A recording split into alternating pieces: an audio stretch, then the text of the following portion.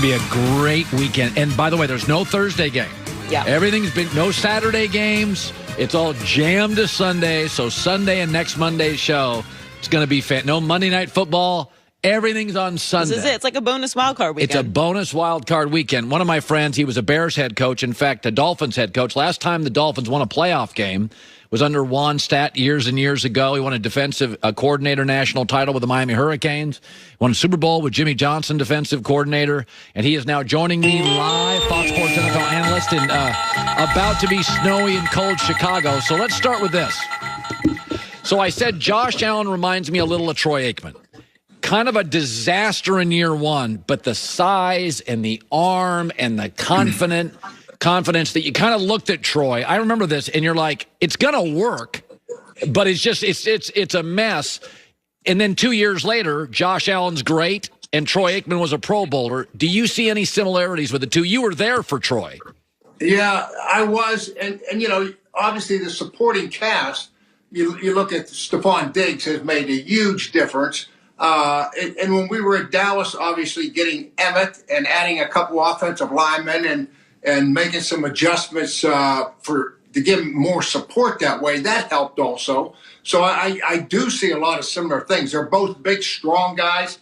You know, Josh Allen and Troy was a great athlete. I remember seeing him play basketball in high school. I mean, but we didn't.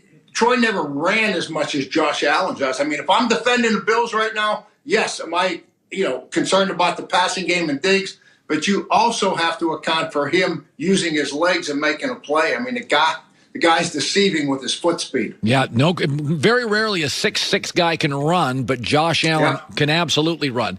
So you've been on this for months. You said, listen, I could win a bunch of games with Trubisky. Matt Nagy can win a bunch of games with Trubisky, but you got to play what works for Mitch Trubisky. So you're not shocked, I would imagine, what's happened in Chicago in the last month. Not at all. And I said that when they were having a debate in August, and we talked about it on our show, Colin, who should start, Foles or Trubisky? And I said, I think Trubisky, but you got to do what he can do best to give him a chance to succeed. And I really think, looking back on it now, that Matt Nagy and the whole organization, they had their mind made up. Nick Foles was going to be the guy, because he was going to be the guy that could help me be a player coach on the field.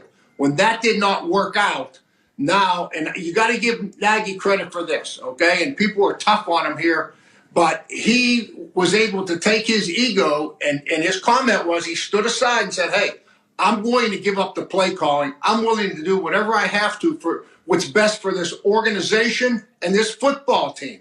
And he has done it. So, I mean, there's not many head coaches that would do that, particularly when you're an offensive play caller, and that's why you got hired. And now that they've made this change, Trubisky's, I mean, he's over 2-to-1 touchdowns. His quarterback ratings in the high 80s.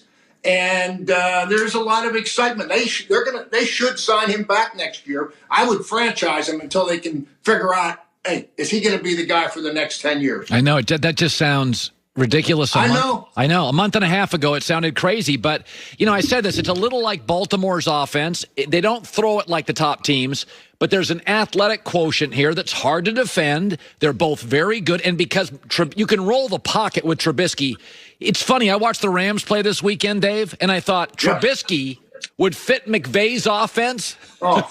And I think Goff would fit Nagy's offense, but that's the reality, is that I do think Trubisky can work for coaches, and I think you've been right on that thing. And they started running the ball too, Colin. I mean, all of a sudden, David Montgomery, their running back from Iowa State, everybody's saying, oh, wow, what are we doing different? They're not doing anything different except giving him the football. He's one of 4 backs in the NFL that are 1,000-yard rushers. So you're a former Miami Dolphin coach. You won a playoff game there. They bench Tua for the second time. Right thing to do? Is it difficult to do? Where do you land on that? It's not. I don't think it's difficult. And Brian Flores is a strong candidate for Coach of the Year. I'm going to give him credit because at the end of the day, if things like this don't work out, you're going to get the blame or take the responsibility. But the guy, I don't know if they still give an award. I know they did back in the day when we got started. If there's an award for Assistant Coach of the Year, the guy that gets the vote is Chan Gailey, their offensive coordinator. Chan was my offensive coordinator at the Dolphins when I was there. Then I went and worked for him up in Buffalo. Fitz was our quarterback there, okay? Then Chan went to the Jets. Fitz was his quarterback at the Jets when he was the offensive coordinator. And I'm telling you, the quarterback, Chan, is with these two guys all day long. And this is not something that is happening during the game. In other words, Brian Flores is not walking up to him saying, we're making a change. This to have a scenario like they have right now and like what they did on Sunday, this is something that was talked about prior.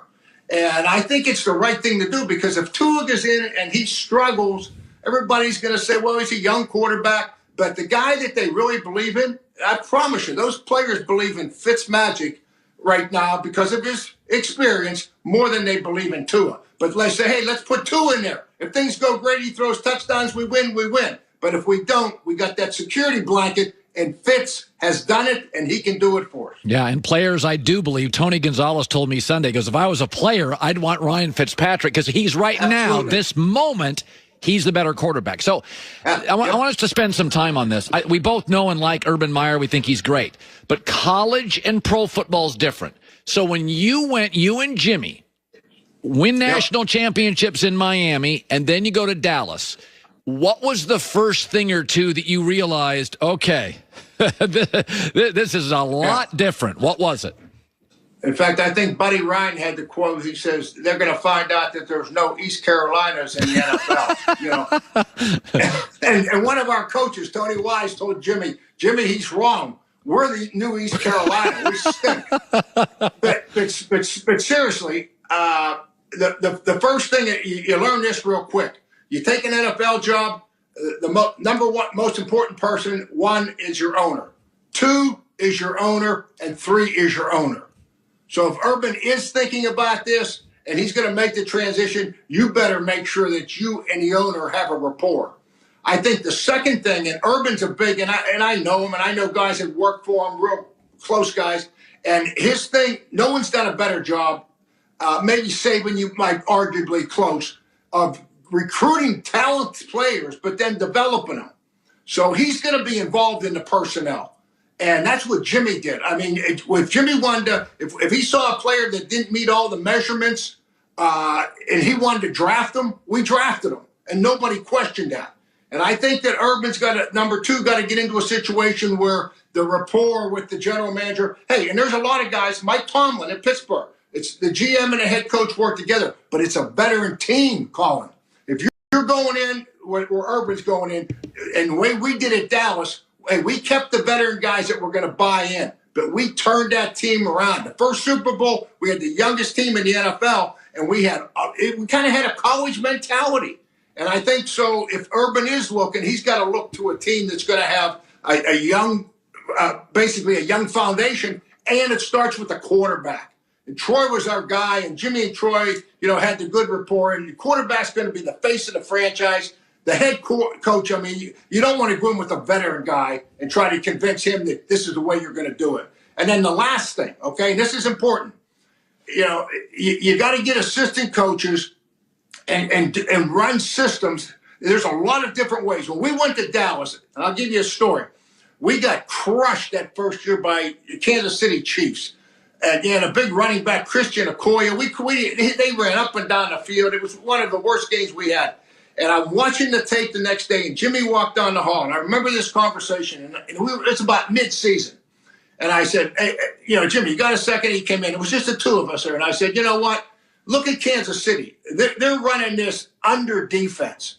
Maybe what we're doing, you think that our college defense, because that's what we did. I took the playbook right from what we did at Miami, and we installed it with the Cowboys.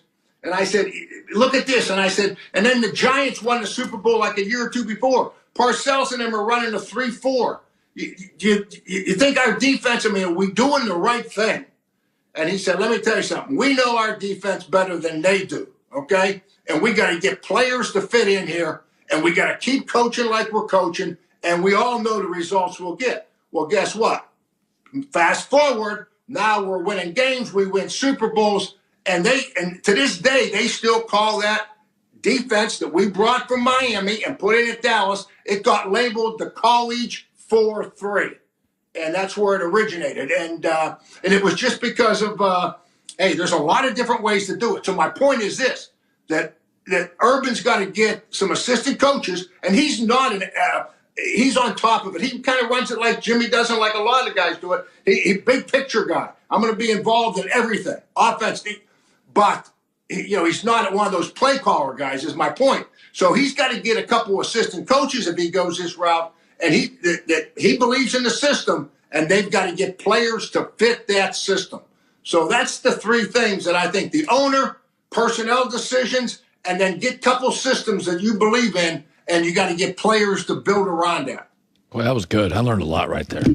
You got a good memory there. So what's it like in Chicago? Like, is it 9 degrees, 15 if I came there for the weekend? What is it? We're going to get about I'm looking at the city right here. See, there I am. I'll give you a little tour right there. We are